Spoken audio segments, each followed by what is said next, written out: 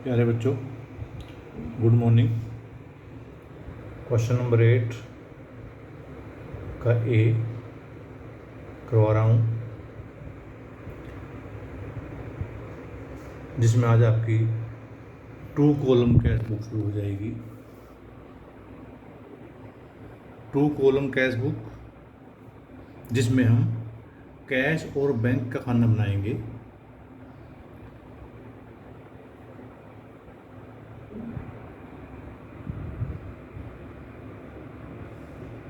Date, particulars, voucher number, LF, cash और bank, ये आपकी डेबिट साइड होगी। ये कौन सी साइड होगी? आपकी डेबिट साइड।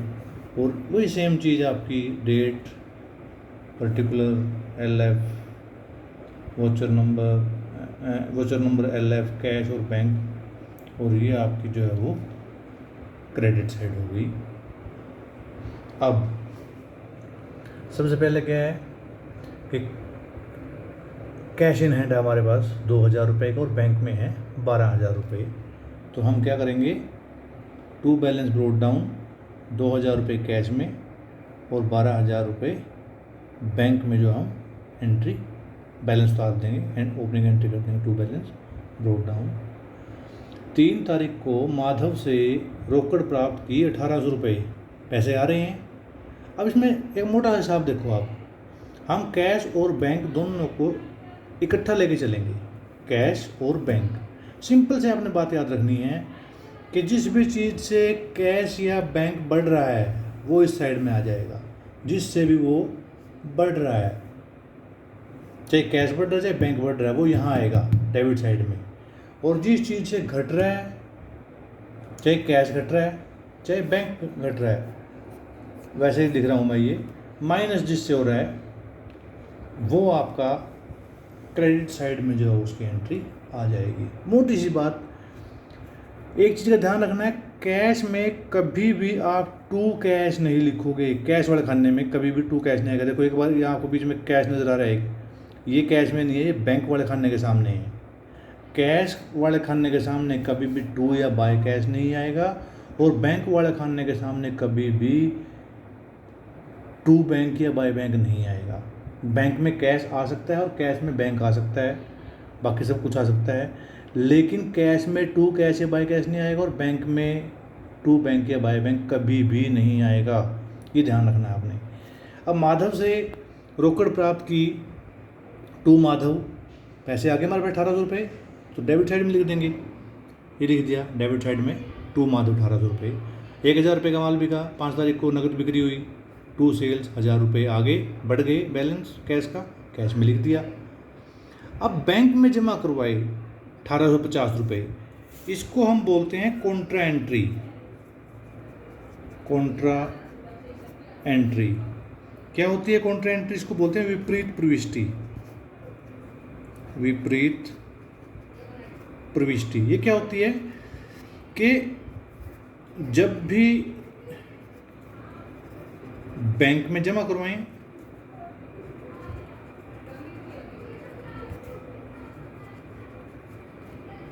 या बैंक से पैसे निकलवाएं, पर्सनल यूज के लिए नहीं, ऑफिस यूज के लिए। पर्सनल यूज के लिए ड्राइंग्स हो जाएंगी वो। तो जब आप बैंक में जमा करवाते हो, आप एंट्री क्या करते हो? Bank account debit to cash account, और जब निकलवाते हो तो cash account debit to bank account. तो अब हम बैंक अकाउंट भी बना रहे हैं, हम कैश अकाउंट भी बना रहे हैं। यहाँ पे ये जो आपका है, बैंक कैश भी बन रहा है और बैंक भी बन रहा है, तो दोनों एंट्री हमारी उसमें आ गई। बैंक में जो खाता हम बनाते होते हैं ना, उसके ऊपर पेन रख लेते हैं, उंगली रख लेते हैं। बैंक अकाउंट में क्या लिखेंगे? फिर 2 कैश लिख देंगे। और कैश में क्या लिखेंगे? टक्कर में क्या दिख रहा है? बैंक दिख रहा है, बाय बैंक लिख देंगे। ये मैं जब हम मिलेंगे तब आपको डिटेल में समझाऊंगा कैसे होता है। फ़िलहाल सिर्फ हम जो है क्वेश्चन कैसे निकाले जाएं वो समझाता हूँ मैं आपको। आपको एक सिंपल सी चीज़ याद रखनी है कि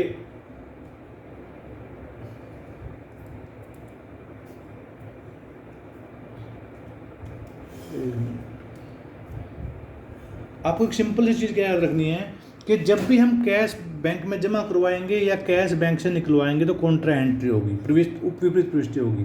सिंपल सी बात क्या होगी, देखो अब यहाँ पे क्या हुआ है कि बैंक में जमा करवाया आपने 1850 रुपये। अब इसका क्या प्रभाव पड़ा बैंक में जमा करवाने का, आपका बैंक बढ़ गया। आप सबसे पहले क्या करो, सिंपल तरीके से करवा रहा हूँ मैं आपको ये। बैंक में आपने 18 रुपये जमा करवाए ना, तो बैंक में आपने बढ़ गए ना, तो डेबिट साइड में बैंक के सामने 18 रुपये लिख दो।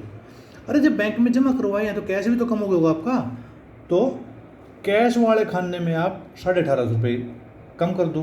कैश कम हो गया और बैंक में बढ़ गया, तो बैंक के डेबिट साइड में आ गया और कैश की क्रेडिट साइड में आ गया, क्योंकि आपका कैश कम हो गया। अब कैश के सामने बैंक लिख दो, टू या बाय जो भी है, और बैंक के सामने बैंक में जमा करवाए 18 रुपये 18.5 रुपये, तो उसके सामने टू कैश लिख दो। और जो LF वाला खाना है आपका, LF वाला, उसमें C लिख देंगे। C stands for Contra entry, यहाँ पर भी C, और जो कैश निकला कम हुआ आपका, बाय बैंक कर दिया आपने, उसके सामने C। कंसेप्ट समझ में आया? बड़ी सिंपल सी बात है कि जो चीज़ कम हो रही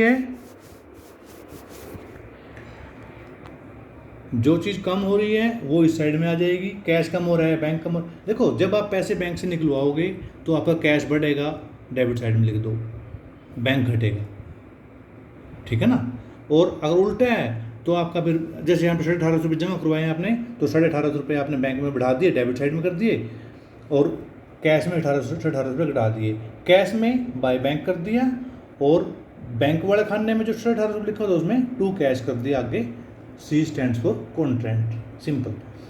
ये जमा करवाने की एंट्री है, निकालने की एंट्री आगे आएगी तब करवाऊंगा आपको।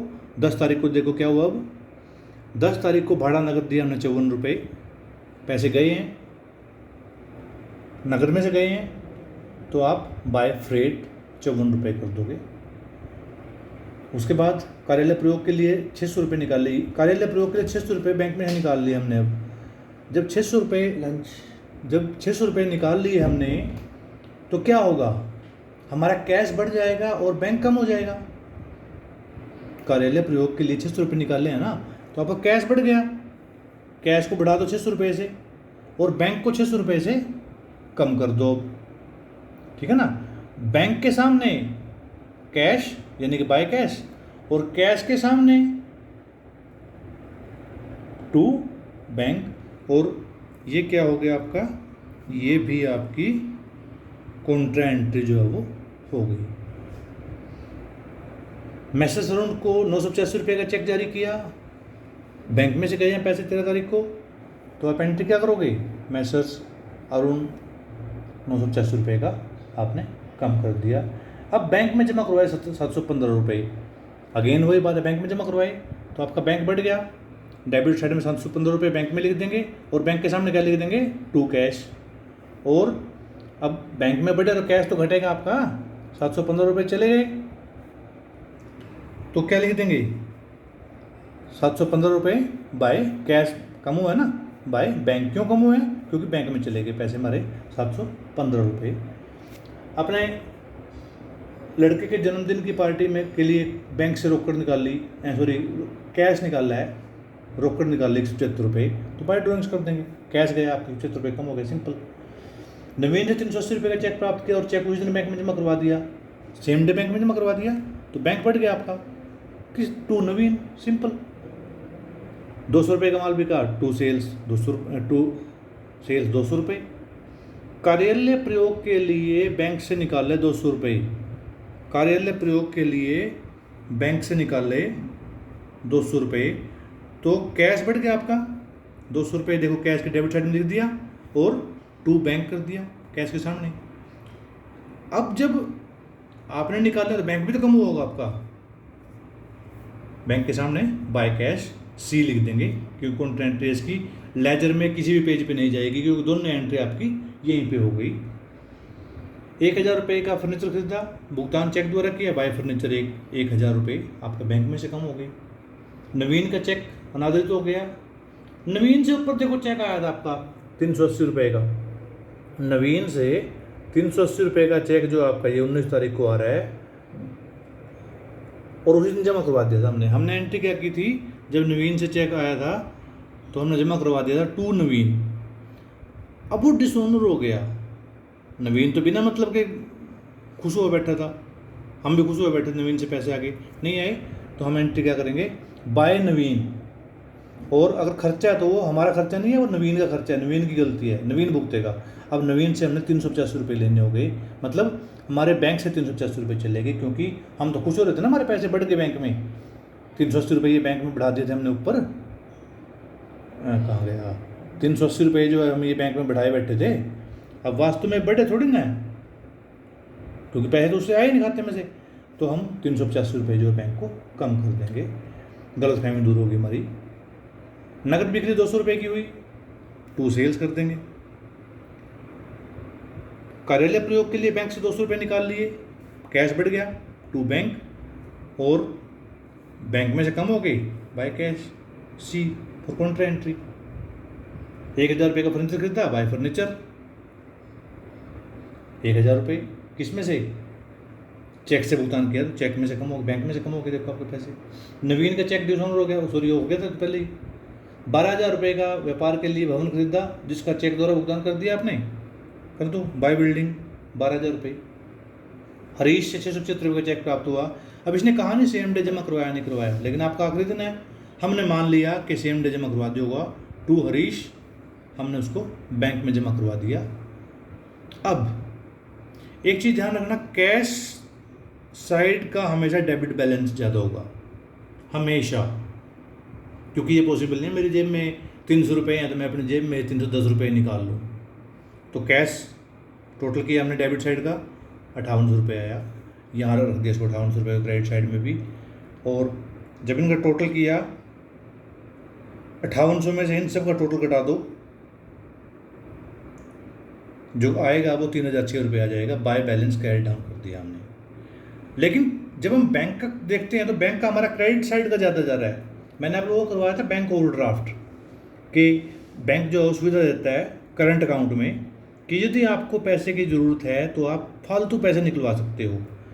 अब हम देखते हैं कि हमारी जो क्रेडिट साइड है, हमने जो बैंक से निकलवा रखे हैं वो निकाल रखे हैं 15,995 रुपये, जो क्रेडिट साइड टोटल है, जबकि डेबिट साइड का टोटल जो है वो कम आ रहा है।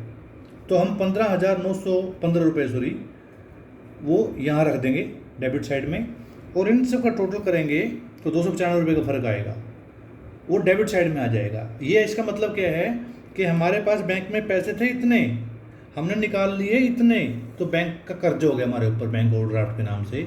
आप उसको क्या करोगे, टू बैलेंस कैरिड डाउन कर देंगे हम, और जो डेबिट बैलेंस है वो क्रेडिट साइड में चले जाएगा, बाय बैलेंस ब्रोट डाउन 295 रुपये, और जो कैश का आपका क्रेडिट साइड में बैलेंस है वो डेबिट साइड में आ जाएगा, टू बैलेंस ब्रोट डाउन 3,006 रुपये।